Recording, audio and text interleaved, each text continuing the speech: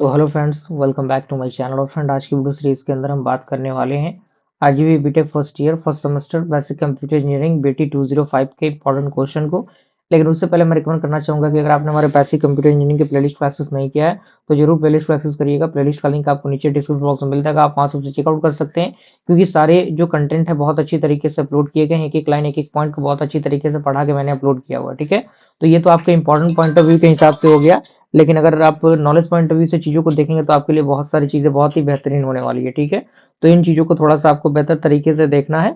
Okay, उसके बाद यहाँ पे आपके सामने पॉइंट दिए गए हैं, जैसे पॉइंट ए एंड बी कह रहा है हमें कंप्यूटर क्लासिफाई करना है based on size and functionality, यानी कितने टाइप के कंप्यूटर्स होते हैं। कंपेयर करना है super computer method and embedded systems के अकॉर्डिंग। और साथ ही साथ हमें एक्सप्लेन करना है आर्किटेक्चर को सीपीयू के विद द लेवल डायग्राम। ठीक है, तो आइए स्टार्ट करते हैं। क्लासिफिकेशन की बात करें, साइज के आधार पर super computer, mainframe computer, mini computer, micro computer होते हैं। ठीक है, तो super computer fast and mostly powerful computer होता है, और ये यूज होता है जहाँ पे forecasting, nuclear research, space research होते हैं यहाँ पे, जैसे कि आपका प्राइम हो गया, क्राई हो गया। मेनफ्रेम कंप्यूटर की बात करें तो ये लार्ज कैपेसिटी और मल्टी यूजर सिस्टम होता है, जो यूज होता है बैंक के अंदर, रेलवेज के अंदर, लार्ज ऑर्गेनाइजेशन के अंदर। और ये हैंडल करता है थाउजेंड ऑफ यूजर्स को साइमल्टेनियसली, यानी हजारों यूजर्स को साइमल्टेनियसली क्या कर सकता है, हैंडल कर सकता है। मिनी कंप्यूटर की बात करें तो ये मीडियम साइज कंप्यूटर होता है, जो यूज होता है स्मॉल ऑर्गेनाइजेशन एंड लेबोरेटरीज के अंदर, जो लेस पावरफुल होता है compare to the mainframe. और माइक्रो कंप्यूटर आपका पर्सनल कंप्यूटर होता है, जैसे स्मॉल एंड लो, जैसे कि आपका डेस्कटॉप, लैपटॉप आपका टेबल हो गया। ठीक है, तो ये माइक्रो कंप्यूटर होता है। ठीक है,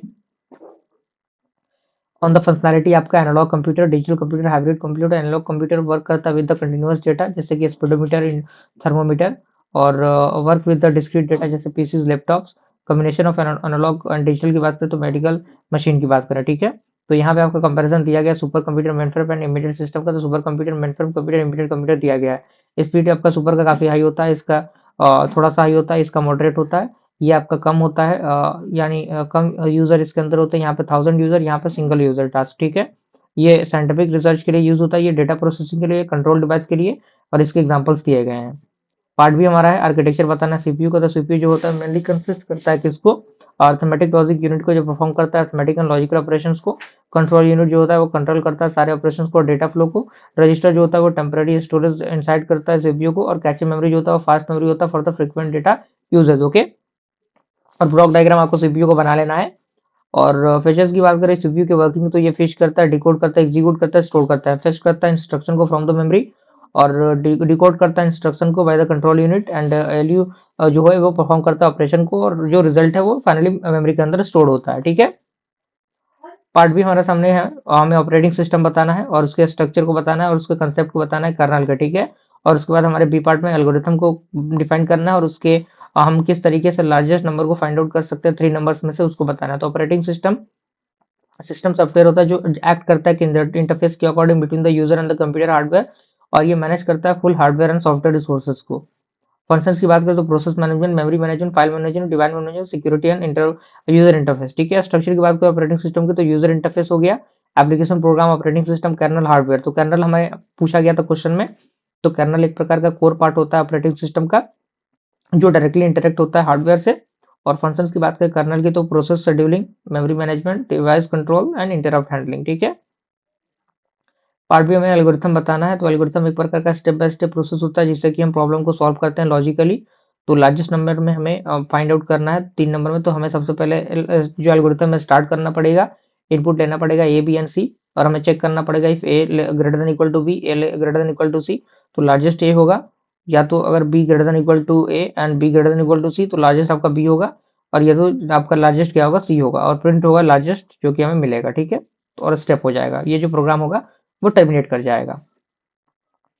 क्वेश्चन नंबर थर्ड की तरफ मूव कर रहे हैं। क्वेश्चन नंबर थर्ड का पार्ट ए एंड बी कह रहा है हमें एक्सप्लेन करना है वेरियस ऑपरेटर्स को use in object oriented programming. अलग अलग टाइप के ऑपरेटर्स यूज होते हैं, और हमें सी प्रोग्राम लिखना है जिससे कि हम 2 नंबर्स को स्वैप कर सके, यानी उसके पोजीशंस को चेंज कर सके। तो ऑपरेटर अर्थमेटिक ऑपरेटर जैसे plus, minus, multiply, divide, modulus. और रिलेशन ऑपरेटर जैसे less than, greater than, less than equal to, greater than equal to, equal to equal and not equal to. ठीक है, logical operator आपका double and or operator, not operator. Assignment operator में आपका equal, plus, equal to, minus, equal to, increment decrement, जैसे चीजें बढ़ती है घटती है। बिटवाइज में एंड और नॉट, एक्सॉर, ये सारी चीजें होती हैं। कंडीशनल में आपका ये आपका होता है। और स्पेशल ऑपरेटर्स में आपका size of comma, pointer, address, space, scope, ये चीजें होती हैं। और यहाँ पे स्वैपिंग का एक प्रोग्राम दिखा हुआ है, सी प्लस प्लस में ये प्रोग्राम लिखा हुआ है, आपको इसको अच्छी तरीके से देख लेना है, क्योंकि अगर प्रोग्राम आता है तो छूटना नहीं चाहिए, ठीक है ना, थोड़ा सा प्रैक्टिस कर लेना है इसको। क्वेश्चन नंबर 4 की तरफ मूव कर रहा है। क्वेश्चन नंबर 4 का पार्ट ए कह रहा है हमें बताना है कि how many type of construction are present in C plus plus, यानी सी प्लस प्लस के अंदर कितने टाइप के कंस्ट्रक्शन मौजूद होते हैं। और दूसरे पार्ट में हमें डिमोन्स्ट्रेट करना है फ्रेंड फंक्शन को using the example of C plus plus. तो पहले हम कंस्ट्रक्शन की बात करें तो कंस्ट्रक्टर एक प्रकार का स्पेशल मेंबर फंक्शन होता है क्लास का, जो ऑटोमेटिकली कॉल्ड होता है जब ऑब्जेक्ट क्रिएट होता है, ठीक है, और इसके पास सेम नेम होता है द क्लास, एंड यहाँ पे कोई भी रिटर्न टाइप नहीं होता।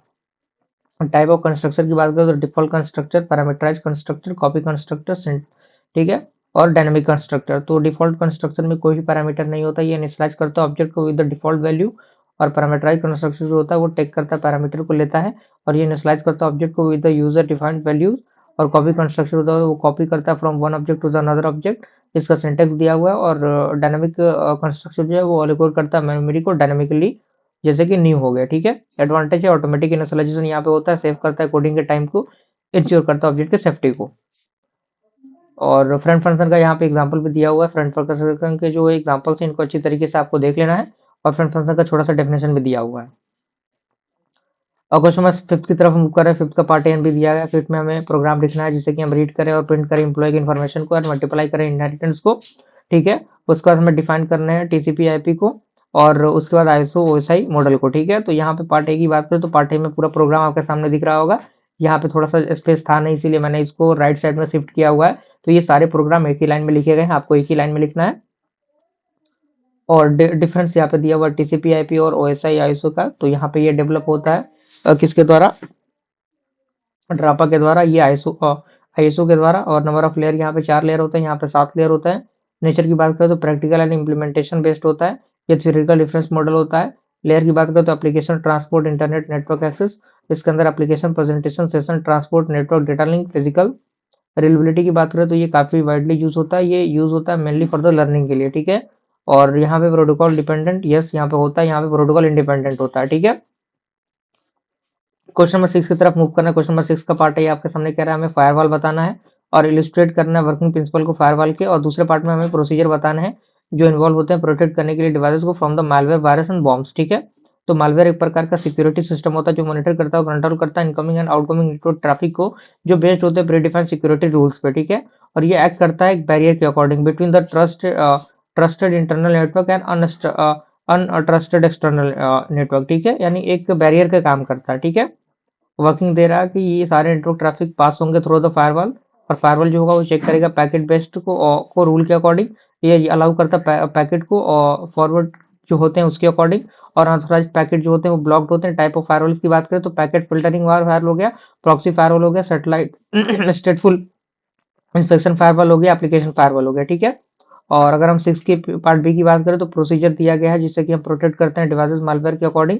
तो यहाँ पे अलग अलग प्रोसेस दिया गया है, कौन कौन से मेथड अप्लाई करेंगे वो चीजें दी गई हैं।